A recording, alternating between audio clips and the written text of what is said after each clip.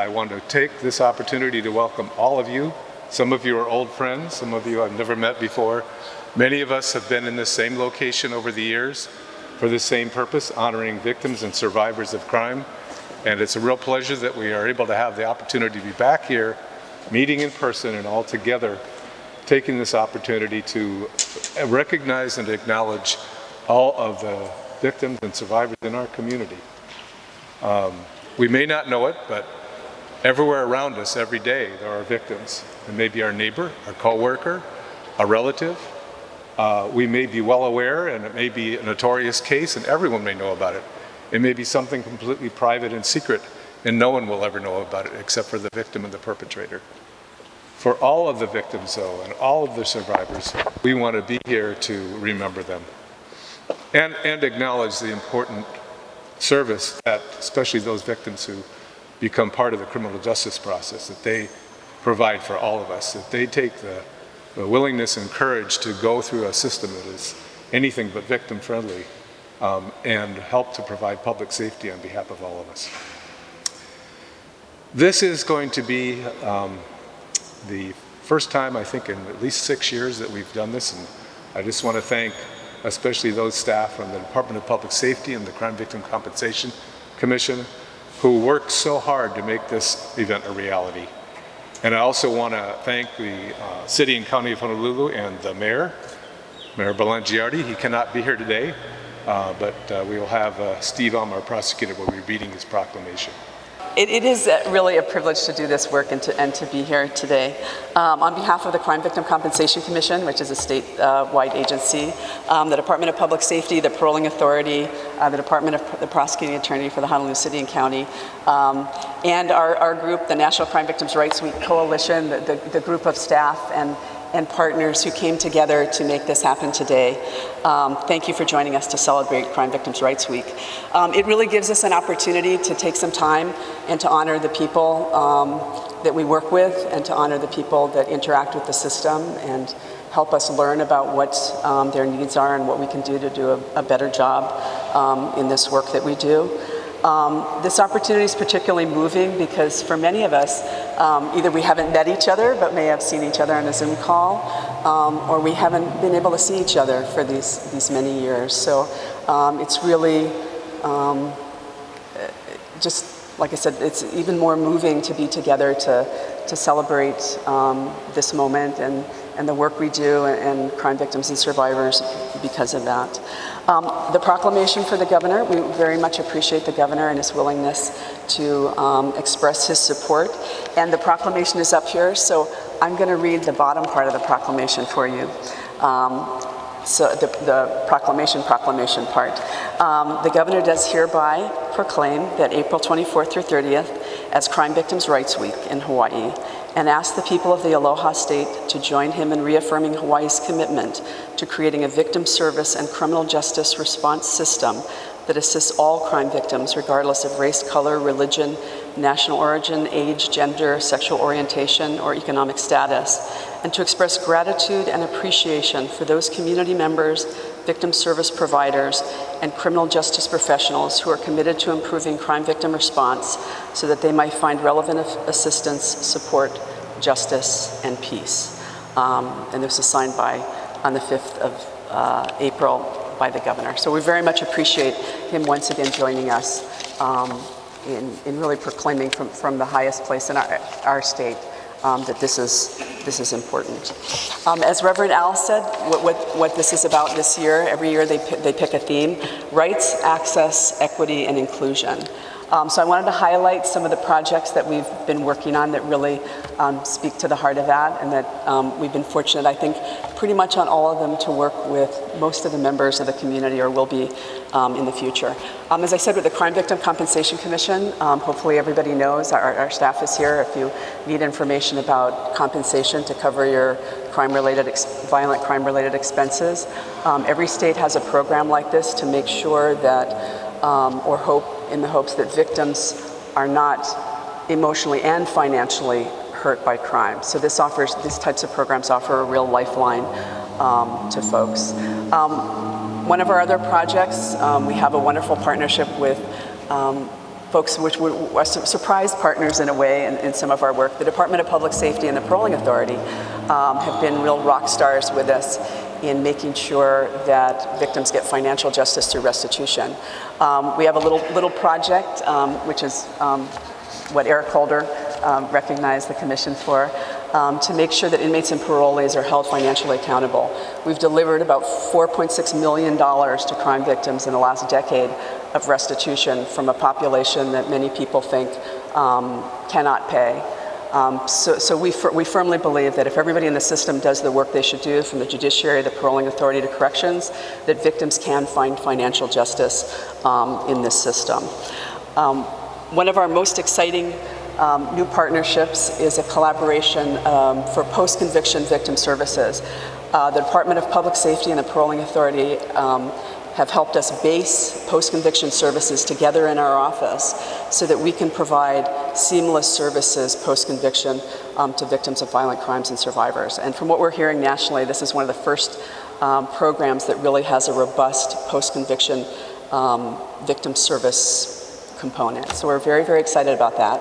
A little later in the year, we'll have a web-based, working on a web, you can tell I'm not the one in the office that's the tech person, like a web address, which we've got, it's up part of it right now, which will provide access to victims about their rights, about the services, we'll provide training.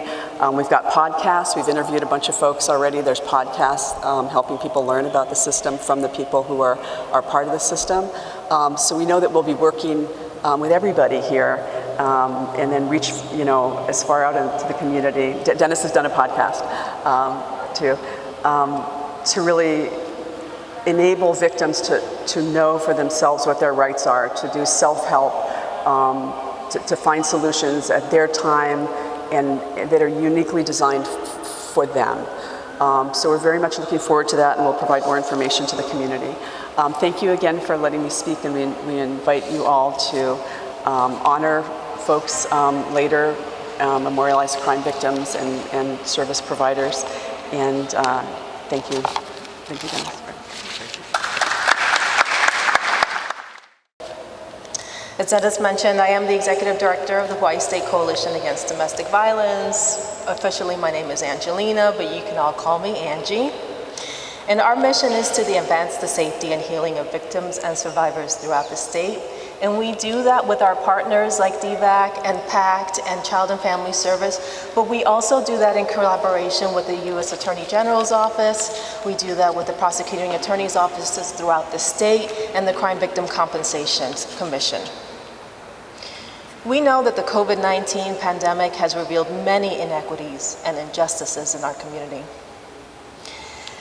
And that's why we are especially happy to be here, and in recognition of this year's National Crime Victims' Rights Week theme of making sure that all victims know what their rights are. And not only know what their rights are, but have equitable access to justice.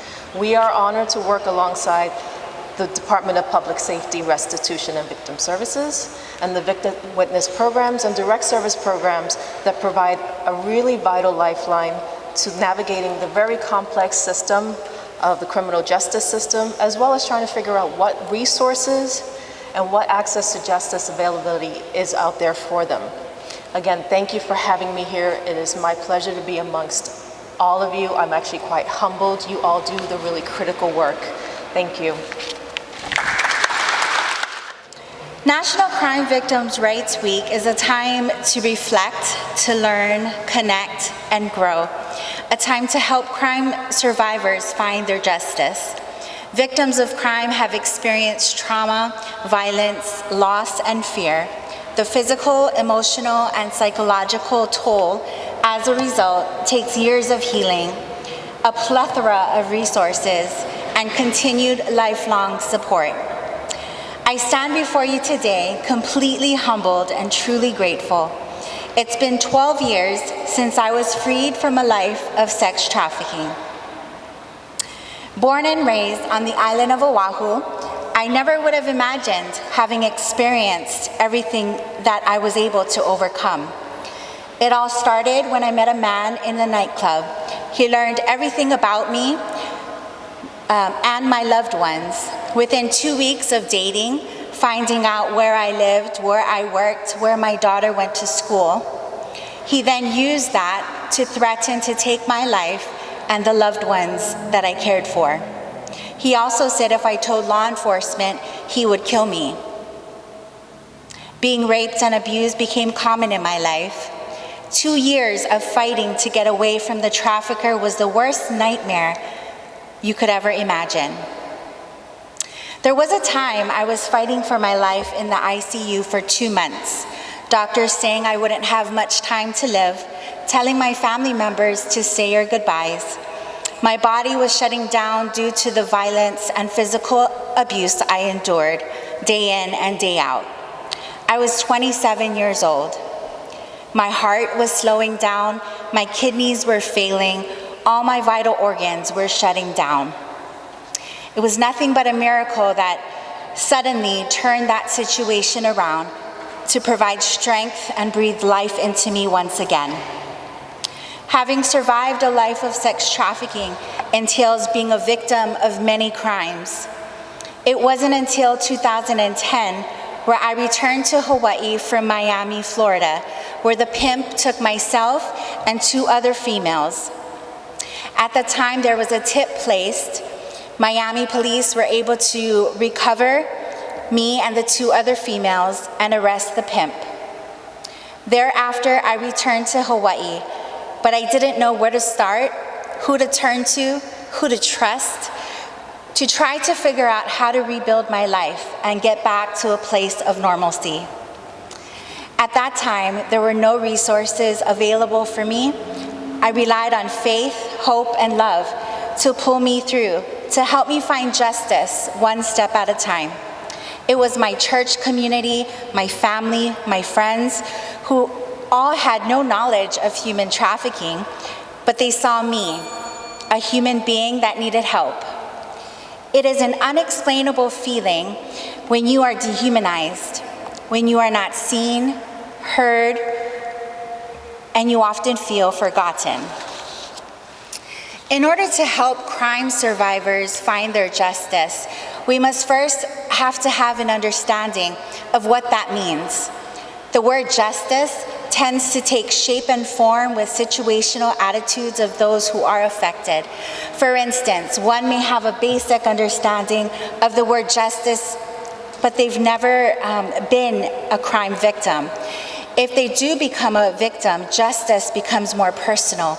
The rules, terms, and conditions change.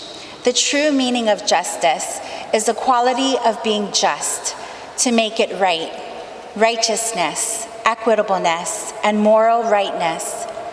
Part of understanding justice to a degree is knowing what it means to an individual, a court, or a victim who no longer has a voice.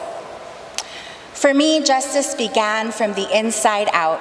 To experience true freedom, I first needed to start my healing process. The first step was with acknowledgement, confronting those things that were painful to revisit and to think about. What you tolerate, you authorize to stay, and I didn't want to tolerate the torment, the arguments in my mind. I didn't want to rehearse and replay the torturous memories of pain from my past any longer. My next step was to work on forgiveness. It's not an easy thing to do, and for those who have lost loved ones due to crime, it may be a lifelong process, if ever, to come to those terms. For me, I had to make it right from within, to experience peace and to find strength to move forward. Justice in my situation was also served in the legal system when the federal judge convicted and sentenced the trafficker to 22 years in federal prison. Now, as a survivor leader, it is important to me to be a part of a solution, to be the change, to shine the light in dark places, to speak and talk about uncomfortable issues, but most importantly, to carry on the legacy of victims of all crime. I was able to rise because of other people who lifted me up. In return, I now do the same. My current role with the Department of the Attorney General, the Missing Child Center, I have the incredible honor of working with law enforcement to locate missing and exploited children. It is through my work I am able to continue to live a life free with passion. I am compelled to persevere no matter how big the barriers may get, because I truly know someone is waiting. This is a time to help crime survivors find their justice.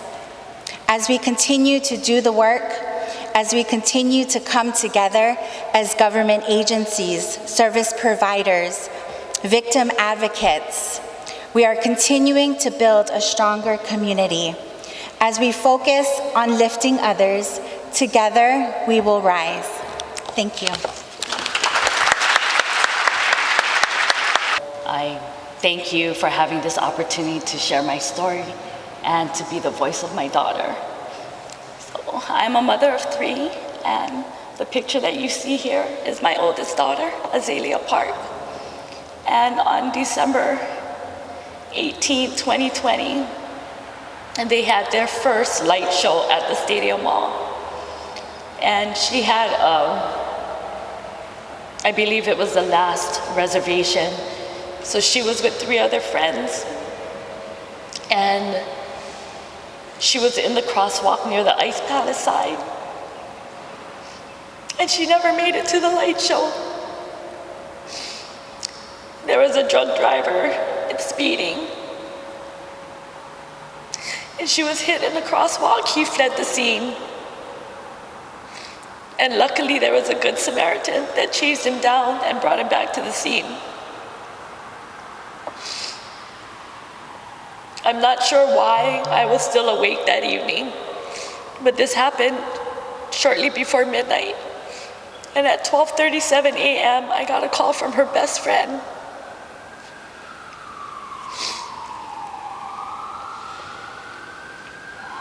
Saying, "Auntie, Zaylee was hit and she's in critical condition. She's in the ambulance right now on her way to Queens."